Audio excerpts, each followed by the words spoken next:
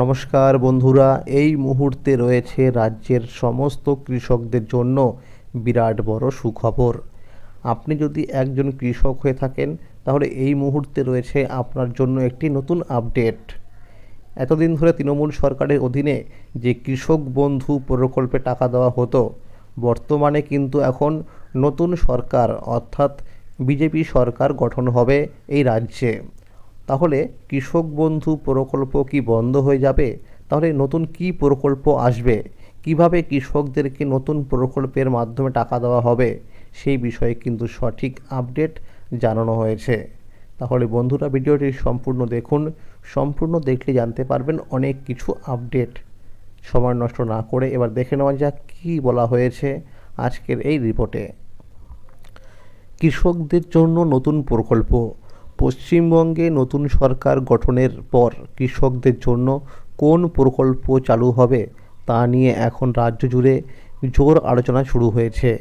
এতদিন তৃণমূল সরকারের অধীনে চলা কৃষক বন্ধু প্রকল্পের মাধ্যমে রাজ্যের কৃষকেরা জমির পরিমাণ অনুযায়ী বছরে 4,000 টাকা থেকে 10,000 টাকা পর্যন্ত আর্থিক সহায়তা পেতেন। কিন্তু সরকার পরিবর্তনের পর এই প্রকল্পের ভবিষ্যৎ কী হবে তা নিয়ে কৃষকদের মনে উদ্বেগ তৈরি হয়েছে। এদিকে প্রধানমন্ত্রী কৃষক সম্মান নিধি যোজনার অর্থের পরিমাণ বাড়তে পারে বলেও জল্পনা শুরু হয়েছে। পশ্চিমবঙ্গ বিধানসভা নির্বাচনের দ্বিতীয় দফার আগে মেদিনীপুরের জনসভা থেকে প্রধানমন্ত্রী নরেন্দ্র মোদী ঘোষণা করেছিলেন, বাংলায় বিজেপি সরকার গঠিত হলে কৃষকদের জন্য কেন্দ্রীয় সহায়তার পরিমাণ 6,000 টাকা থেকে বাড়িয়ে 9,000 টাকা করা হতে পারে। বর্তমানে প্রধানমন্ত্রী কৃষক সম্মান নিধি যোজনার অধীনে কৃষকেরা বছরে 6,000 টাকা পান, যা 3টি কিস্তিতে সরাসরি ব্যাংক অ্যাকাউন্টে পাঠানো হয়। প্রধানমন্ত্রী সেই সভায় ডবল ইঞ্জিন সরকার এর কথা উল্লেখ করে বলেন, কেন্দ্র ও রাজ্য একসঙ্গে কাজ করলে কৃষকেরা আরও বেশি সুবিধা পাবেন এবং মধ্যস্বত্বভোগীদের দৌরাত্ম্য অনেকটাই কমে যাবে। তিনি আরও দাবি করেন, নতুন সরকার এলে কৃষকদের ফসলের ন্যায্য দাম নিশ্চিত করার দিকেও বিশেষ গুরুত্ব দেওয়া হবে। এখন সবচেয়ে বেশি আলোচনা হচ্ছে মহারাষ্ট্র মডেল নিয়ে। মহারাষ্ট্রে কেন্দ্রের 6,000 টাকার পাশাপাশি রাজ্য সরকারের তরফে নমঃশেতকরী মহাসম্মান নিধি যোজনার মাধ্যমে আরও 6,000 টাকা দেওয়া হয়। ফলে সেখানকার কৃষকেরা বছরে মোট 12,000 টাকা পান। রাজনৈতিক মহলের একাংশের মতে পশ্চিমবঙ্গ ভবিষ্যতে একই ধরনের মডেল চালু হতে পারে। যদিও এ বিষয়ে এখনও পর্যন্ত কোনো সরকারি ঘোষণা হয়নি, তবে বিভিন্ন সূত্র মারফত জানা যাচ্ছে কৃষক বন্ধু প্রকল্পের পরিবর্তে নতুন সরকার আরও বেশি আর্থিক সহায়তার পরিকল্পনা করতে পারে।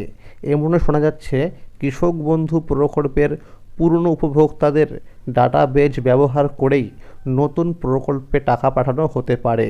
ফলে বহু কৃষককে নতুন করে আবেদন করতে নাও হতে পারে।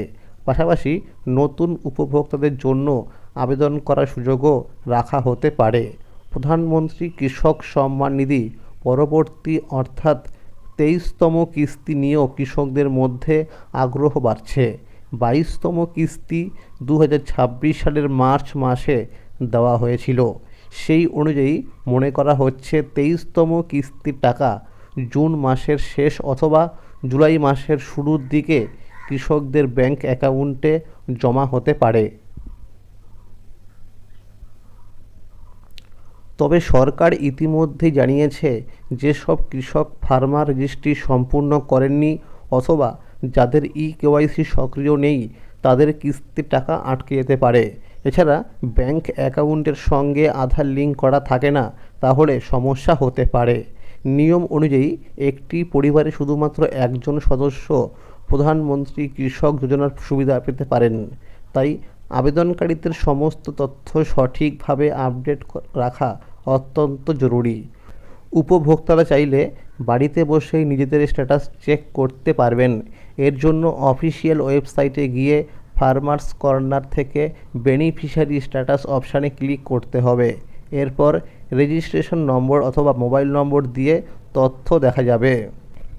আগামী ৯ই মে নতুন মন্ত্রিসভার শপথ গ্রহণ অনুষ্ঠান হওয়ার কথা রয়েছে। তারপরেই কৃষকদের জন্য নতুন প্রকল্প, অর্থের পরিমাণ এবং আবেদন পদ্ধতি নিয়েও আরও স্পষ্ট ঘোষণা সামনে আসতে পারে। এখন রাজ্যের লক্ষ লক্ষ কৃষকের নজর সেই দিকেই। তাহলে বন্ধুরা, আজকের এই ছিল আপডেট। এই রকম আরও নতুন নতুন আপডেট সবার আগে পেতে হলে এক্ষুনি মনে করে চ্যানেলটিকে সাবস্ক্রাইব করে রাখুন এবং সকলের কাছে শেয়ার করে দিন। আর যদি ভিডিওটি ভালো লেগে থাকে অবশ্যই একটি লাইক করে দেবেন। ধন্যবাদ।